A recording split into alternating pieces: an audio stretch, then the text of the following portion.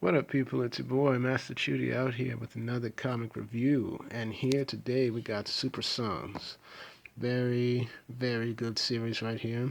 Tomasi and Jorge Jimenez have been a very good duo on the writing and the art of this particular book. This is a very good rebirth series, and I've been enjoying it very much. It's still relatively new. This is on its 8th issue. And right now, from the cover, we see that our boys right here, Damian and John, are in a pickle. They're taking down some tentacle monsters from another dimension, and they're trying to fight their way out of that. And so the cover really eye pops, you know. This is basically like, oh, more like a zany adventure feel when it really isn't, as we read. That doesn't mean the story isn't good. But let's hop into it. First of all, man, look at all these good series right here. You've got Beware the Batman, Young Justice, Black Batman, Rise of the Phantasm, Justice League, and Batman Brave and the Bold. Very good animated series. DC kills it. But let's get back to the story at hand. So we just see they're just captured right now by these by this creature right here. Then we just see David saying, "By your mother." Ah, and we just see John's like, "What the?" So they've been snatched out of this portal, which opened in the last issue. And John is like, "This got to be a booby trap by that crackload guy who was a wizard that they fought with the Teen Titans." And David's like, that nutty professor, that nutty wizard did talk about a greater destiny. But this is way more than he seemed capable of. And, you know, Robin tells him the Superboy to use his heat vision. That doesn't seem to have any effect. All of a sudden, we get a great splash page. Bam! We see two girls come in and save both John and Damian right here. But before that, we see the main dude, which is his head. And he's saying that um, he's saying that you have taken what belongs to me to another world, and you just see Damien like, let's just cut right to me and my pal kicking your, and then we see these two girls once again. Great splash page. We see that Hardline knock him down after you, Big Shot. So this is Hardline and Big Shot.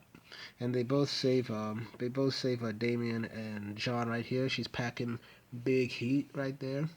So we see Planet of the Capes Part 3. Peter J. Tomasi, the story and the words. Jorge Jimenez, the artiste.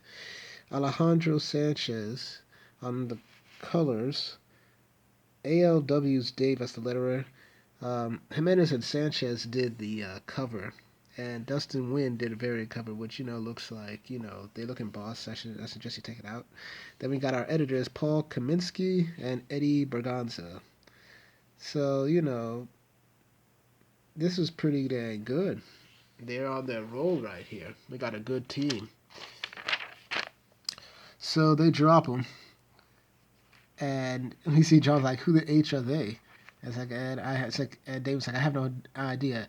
And David's like, and your parents are a whole dimension away. You can curse here." So it's like, please, man, don't be lame. Say what you want. So they determine they're in another dimension. And John is like, what does that even mean? And Damien's like, think of that place where about those dinosaurs you told me about. Rules are out. This world rules are out the window. My kind of world. So that's Damien. But we see that the girls that saved them are in trouble right now. And this Big Shot's like I'm out of explosive shelling. And and this girl's like doing my best, and she's like, hey newbies, want to lend a hand? And it's not like in Marvel. In a Marvel comic, these girls would be like, "Oh no, no, we can handle this. You know, we'd rather die than accept some help from some boys right here." But they're all like, "Look, the situation needs we need some allies. Why don't you get up in here and help us out?" And so apparently, Damien had a universal translator kicked in to both of them.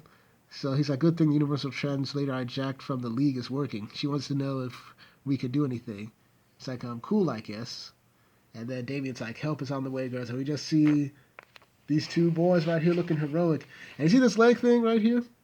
See this leg thing where it's like a bit of a bit of like a blur? The amount of times I've seen that in DBZ manga.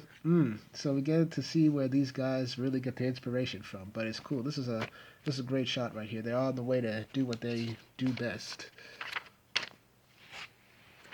So the girls are here. And And we see them telling the boys right here. It's like, aim whatever power you guys have at the ground between the tentacles. Your goodness has to keep a part of its conscious nearby to control these things. And we see that John is still asking, who's your goddess? Are we really in another dimension? And to which Damian just says, just do what they tell you to do. And John is like, you're not the boss of me, Robin. I'll talk when I want to talk, but he still does the thing. Anyway, so he's like, okay, maybe I shouldn't think, but I'm not going to like doing what Robin tells me to do. So, we got brothers being brothers. So they blast the thing, and it disappears, apparently. And Damian is quick to the point. It's like, you two answers. Are there a lot of creatures living on this planet? And we see Big Shot saying, like, no, it's only one of a kind. It's only one of its kind. But you must understand one thing. It's not living on this planet. It is the planet. So apparently this thing has taken over the planet, becoming the planet. And they tell him, like, hurry, we need to leave before it returns, and tell your little brother to follow. So automatically he's the little brother. To which Damian doesn't like this, saying, like, why does everyone always assume someone's taller, they're older? It's like, John goes for the bit and usually smarter. So, I love their banter. But back to business, they're like, we need to hide. It's like, and they're going in on Damian right now. It's like, hopefully your skill set includes more than barking orders and shooting rope. And to which John is like, Robin of Gotham, the rope slinger, is like, I regret giving you a translator. So we see them just going in, flying, moving through the jungle. And they explain pretty much like, and then those tentacles just pulled us through the hole in the world here, assuming this isn't Earth. And then they explain that if Earth is the name of your home planet, then no, this is definitely somewhere else, someone else. Also, we're also prisoners here. Your goddess is some sort of living planet that has terrorized the galaxy for millennia. And you girls just live on him like those birds live on alligators. And obviously this is another planet, because they ask what's an alligator and what's a bird, and to which Damian's like, sheesh. But then they land somewhere, and they arrive at their village, or what's left of it, and don't make too much noise. We'd rather not attract the planet's attention here. Sentries are always hunting. And then they ask, what do you mean prisoners? Look, fighting an actual planet is not on my to-do list, so we've got no intention of sticking around. And she's like, and we had no intention of coming here. Your goddess, the living planet, was our conqueror. Oh. So, like Mogo from Marvel. Interesting. So they just explain their origin, that their planet was called Ioro. Its cities were vast and filled with wonders, and a select few of us were gifted with talents and abilities we used to protect the citizens. And we were only children, but we dreamed one day of joining the heroes and being remembered forever. So, these girls wanted to make something of themselves. Pretty cool. So, for decades, our heroes fought back villains of all kinds, some from alternate dimensions, some from nearby galaxies, some from our own world. And we could even see that faceless mask, Chun-Li, Time Master, and this atomic woman that I forgot her name on. But the same villains that they fought in the last issue were apparently from this planet as well. And it was a never-ending battle, but one hardline and I were eager to join. Some people called it the Golden Age of Heroes, and it seemed like it would go on forever. Then we get this freaking planet right here. It's like, but not long ago, we were reminded that nothing is forever. Even gold. Yagardis entered our orbit quickly, and before its mass could even begin to wreak havoc on Ero's gravity, before the population could be saved, it tore through our world using our own resources for energy. And in an instant, everything we knew was no more. And then, of course, Damian, being, kind of a jerk, to put it lightly, says, so how are you two here? Shouldn't you be dead with everyone else? And we just see John saying, nicer tone, man. Come on, chill. To which they explain, one of the heroes helped a handful of us escape by using his magic to teleport us before our atmosphere was destroyed. So thanks to the wizard Carclo, those of us who survived have been refugees on this murderous planet. For a long time, we've tried to build a home on your goddess while he hunts us, but our main focus is to destroy him. To which Damian just blows up saying, hold a sec. Croclo, that's the name of the guy we just tracked down before he got here. Sorry to burst your bubble, but he was no wizard, just a loser with some weird clay. And then they're all like, Croclo, his magic was beyond wonder. And Damian's like hell it was. He created a couple of mopes from some of that clay. We took him down with some friends. Easy. But then we get John and his thinking face right here saying like, are we sure we're talking about the same guy? My dad told me about alternate dimensions. This one could be one of those. Two versions of the same guy. But she also said Cracklow had clay. That was his secret weapon. This is a long conversation. We don't need to be out here in the open. Let's head in. No powers, please. And then we just see John's like, he doesn't have any. It's like, quiet you.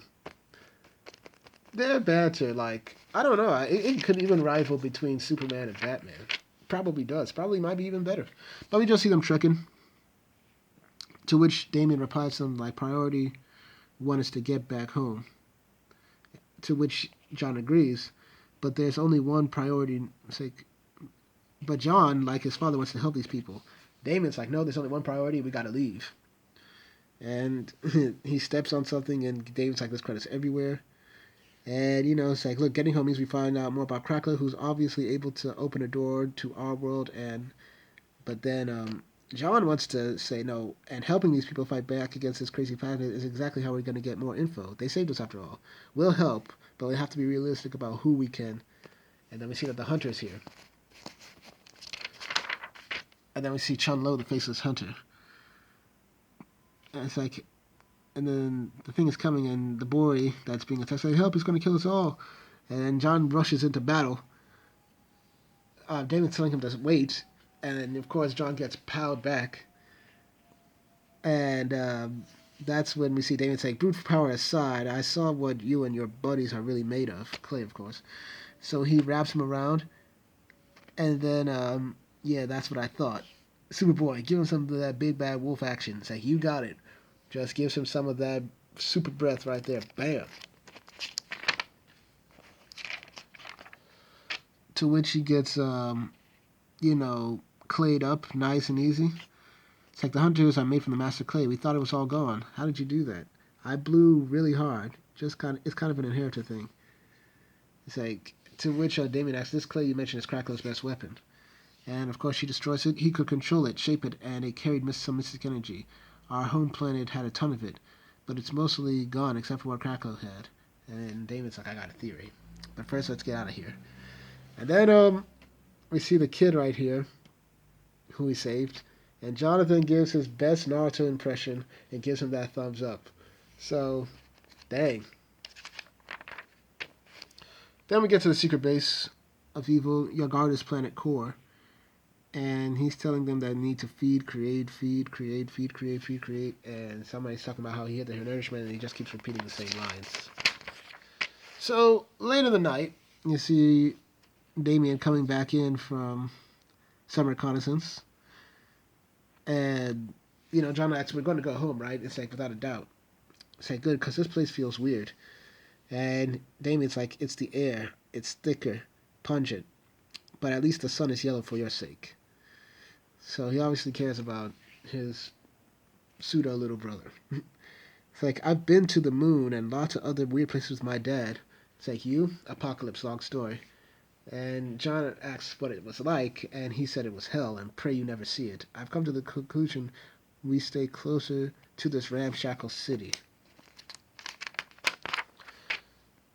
I've learned every artery and vein of its circulation system, and I do not trust this planet's water supply. Crackler or whoever he was is the key to figuring this out. Then John is like, I have a theory too. And then Damien's like, okay, I'm all ears. Say, 2 different wizards, 2 different Cracklows. If this really is another dimension, what if they both had a Cracklow? Damien explains, yeah, that would explain the discrepancy between the guy these girls described and the one we met. What if the dumb one we fought was given the magic mud? Maybe this world's Cracklo just assumed his counterpart was a good guy too. And the Damian's complimenting him, saying, yeah, that's not a bad angle. But why do it? What was the point? And of course he's drinking purified water and saying, much better. It's like the girls said their old planet was filled with this weird clay. Maybe a goddess was trying to consume that clay. Maybe it's got some energy in it. Maybe a goddess lives off it. So if this planet, it's like, if this planet, Cracklo, had the last of it, why was he trying to stash it on our world? I don't know. Maybe starving a goddess, saving his people. And you see Damian's like really impressed, like, damn, that's good, especially for you. And then bam, we see something happen. Wall breaks. Other worlders. Then we get your goddess already like here, ready to go. It's like, call me your goddess, the macrocosm, the biomass. I am this planet, and this planet is my army. It's time to feed. And so we see that the boys are confronted with a new thing, and then we see war for the planet of the capes. For war of the planet of the apes. We know what you did there. Ooh, another fantastic thing. You know, we get a lot of explanation. We see John and Damian really connect. They think together. They're like solving problems together. They're like, of course, they're junior detectives, but this is what you would expect out of junior detectives. It's really good. Just seeing this cooperation and all. Art's been fantastic. Story's been good. And it leaves on another cliffhanger. I'm obviously hyped for the next issue, and I'm ready to roll with it. So once again, oh, by the way, once Nerd Wonder came out with her video last night, I just had to say, okay, I gotta review Super Sons because I know it's not every day that you get to see a Nerd Wonder video. So, you know, to the Nerd Wonder, I know this is a series close to your heart, so I'm reviewing this for you. And I'll keep on doing that for the rest of the other issues if I can get my hands on it. But once again, I thank y'all guys for watching this video. Please like, share, and subscribe, and hit the notification so you can be notified of my videos. Once again, I do this stuff, these reviews for you, the people, because I want to get my views out there, have this good debate, and let's discuss some good comics, and this is a good comic. Thank y'all for watching. Hopefully I can review that Flash number 30, which I haven't gotten to yet. But once again, thank y'all for watching, and I'll see y'all later.